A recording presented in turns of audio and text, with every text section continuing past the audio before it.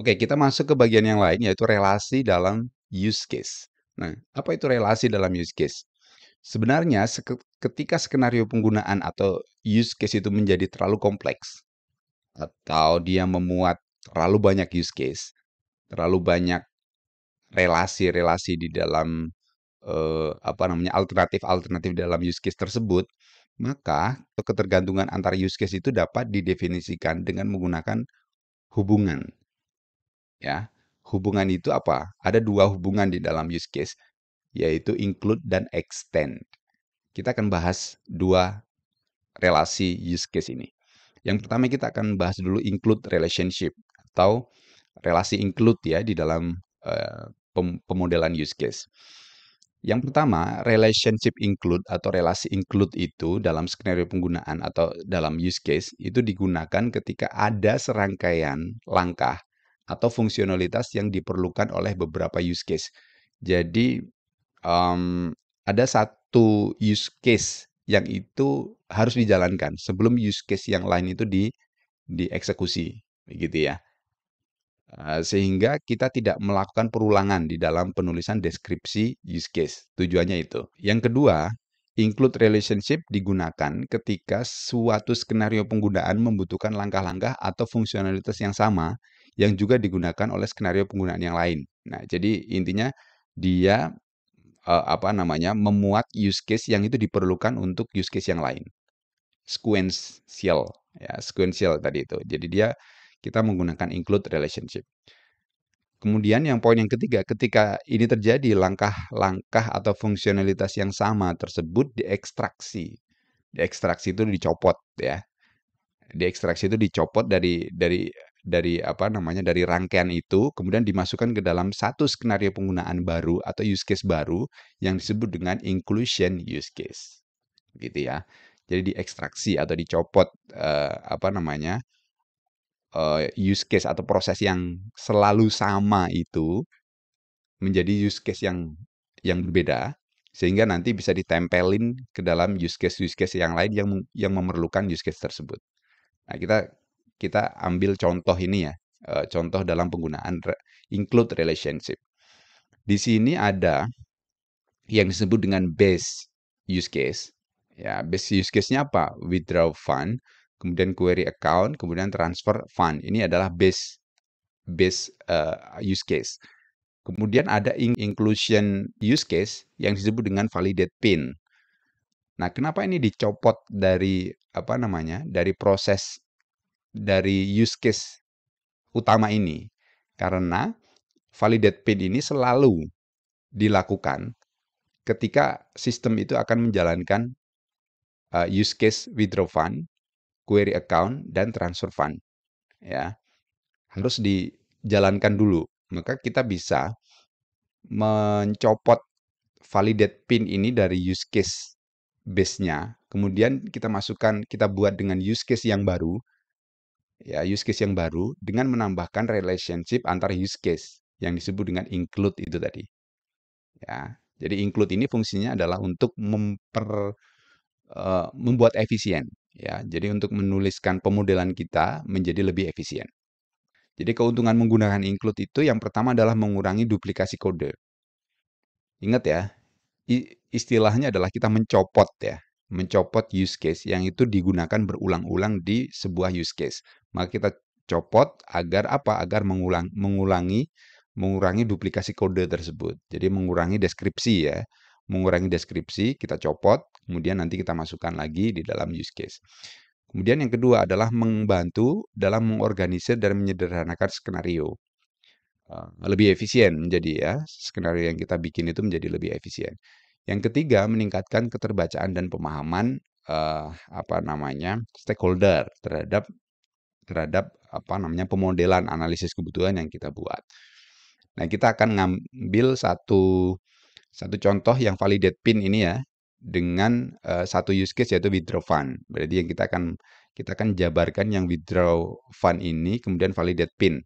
Bagaimana dia berlaku atau bagaimana dia ditulis menjadi satu deskripsi use case yang efisien. use case pertama yang akan kita jabarkan adalah validate pin use case ya.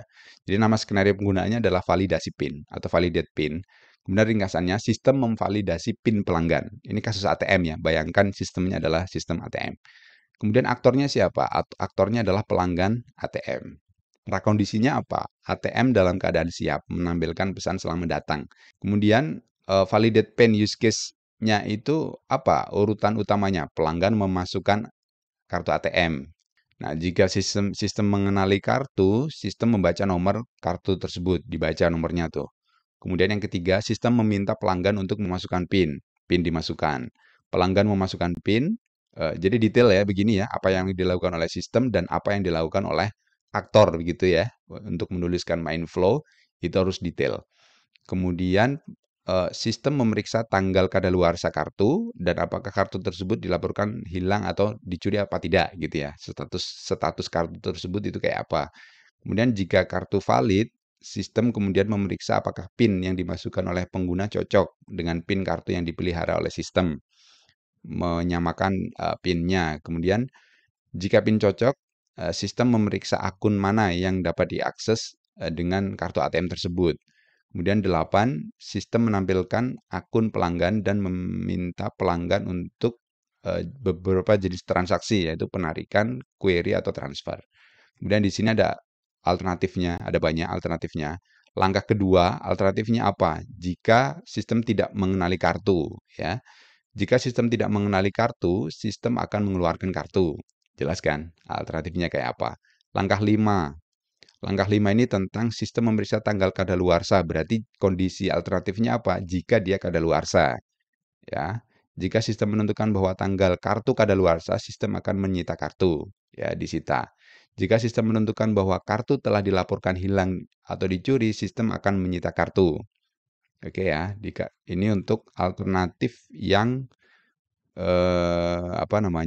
hilang atau dicuri yang 5 ini ya. Alternatifnya. Kemudian alternatif ketujuh, jika PIN yang dimasukkan oleh pelanggan tidak cocok dengan nomor PIN kartu ini, sistem akan meminta PIN kembali. Jadi yang ketujuh, ini ya, PIN cocok. Kalau tidak cocok gimana? Ditulis di dalam alternatif. Kemudian jika pelanggan memasukkan PIN salah 3 kali, sistem akan menyita kartu. Begitu ya. Ini untuk alternatif yang ketujuh. Ya, flow yang ketujuh. Kemudian 4-8, jika pelanggan memasukkan batal atau batal transaksi, sistem akan membatalkan transaksi dan melakukan pengeluaran kartu. Pos kondisinya PIN pelanggan telah tervalidasi, gitu ya. Itu adalah validate PIN atau use case validate PIN yang itu akan di-include ya, yang akan di-include ke dalam withdraw, query account, dan transfer fund. Nah, ini contoh withdraw fund use case yang tadi memuat include validate PIN tadi itu ya. Namanya withdraw fund, summary-nya pelanggan menarik sejumlah dana tertentu dari rekening bank yang valid, kemudian aktornya adalah pelanggan ATM, ketergantungannya atau dependensinya adalah memasukkan skenario penggunaan validasi PIN. Include tadi itu ya, include. Jadi dia dimasukkan di dalam keterangan ketergantungan. Prakondisinya apa? Prakondisinya adalah ATM dalam keadaan siap menampilkan pesan selamat datang. Nah, urutan utamanya apa? Urutan utamanya yang pertama itu adalah kita include. Ya, bedanya tadi itu include. Jadi sertakan skenario penggunaan validasi PIN atau sertakan use case validasi PIN. Jadi sebelum main flow ini dijalankan, dia harus menyertakan skenario penggunaan validasi PIN. Gitu ya. Bedanya begitu ya untuk penggunaan include di dalam use case diagram. Jadi kalau misalnya di sini ada include ya, di sini ada include berarti harus skenario pertama yang harus dijalankan adalah menjalankan use case validate PIN, begitu ya. Intinya begitu. Secara gampang begitu.